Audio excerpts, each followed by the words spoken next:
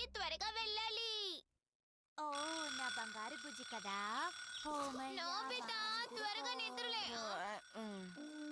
నిన్ను నిద్రలేమని చెప్పా.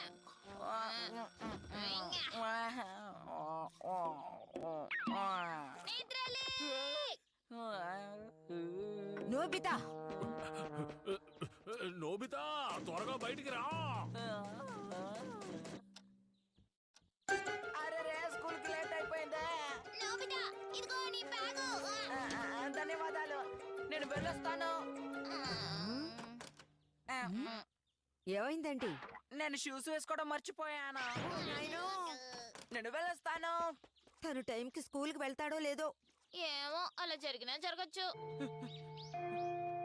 ఖచ్చితంగా వెళ్ళడు. నోబి మళ్ళీ ఆలస్యంగా వచ్చావు.